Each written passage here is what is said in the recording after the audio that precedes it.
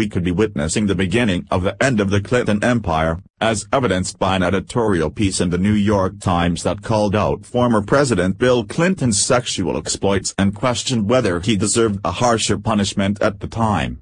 On Saturday, Douthit penned an editorial piece titled "What if Ken Starr was right?" for the New York Times that seemed to indicate that the end of the Clinton empire could very well be a reality in today's climate. If you'll recall, Ken Starr was the independent counsel appointed to investigate the former president's misdeeds in regard to the Whitewater and Monica Lewinsky scandals. He accused Clinton of using his political power to entice women, and then lie about encounters with them and, if need be, bully his victims to keep them quiet. In light of the dozens of unearthed sexual allegations from decades ago, author Ross Douthit considered if Clinton could ever survive in today's environment. Douthit wrote that in the 1990s, the prevailing thought was that Clinton's affairs were his business, and his sexual relationship with his young intern Monica Lewinsky should never have jeopardized his presidency. Trending, policy of the people minus 80% of Obamacare mandate paid by sub-$50,000 households, but that narrative could never survive the current outrage we have recently witnessed about sexual misconduct claims. And Douthit is wondering if it ever should have.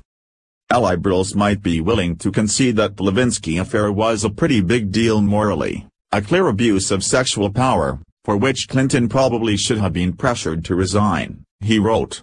Douthit said that after rereading about Clinton's past, he had to accept the fact that perhaps the Republicans were right about the former president. It may be that the conservatives of the 1990s were simply right about Clinton, that once he failed to resign he really deserved to be impeached, he added. Yes, the Republicans were too partisan. But the Clinton operation was also extraordinarily sordid, he explained. He added that everything connected to Clinton's sexual misconduct was bad, from using the office to procure women to buying silence and bullying accusers to brazen public lies and perjury. You can say that again.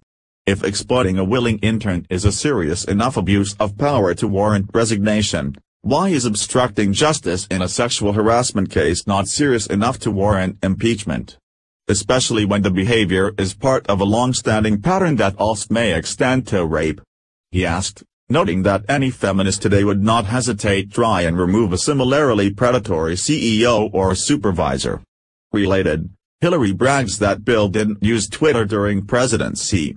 She forgot it didn't exist. Douthit's right, and his questions bring us back to the hypocrisy of Democrats. When they had the opportunity to remove Clinton, they instead shamelessly abandoned their feminist principles, smeared victims, and ignored his accusers. All because Republicans funded the investigations and they're prudes and it's all just sexual McCarthyism. Douthit pointed out how politics wrongly trumped everything else in the 1990s, especially when it came to the Clintons, and how the Democrats might have been wrong to let that happen. Now, after years of loyalty, it seems as though the Times is throwing the Clintons under the bus after realizing Bill was no better than any of the other sexual predators we are learning about today. There is simply no way to defend this kind of filthy behavior. Please like and share this story on Facebook and Twitter to spread the word about how the Times may be turning on the Clintons. What do you think of this snip piece? Scroll down to comment below.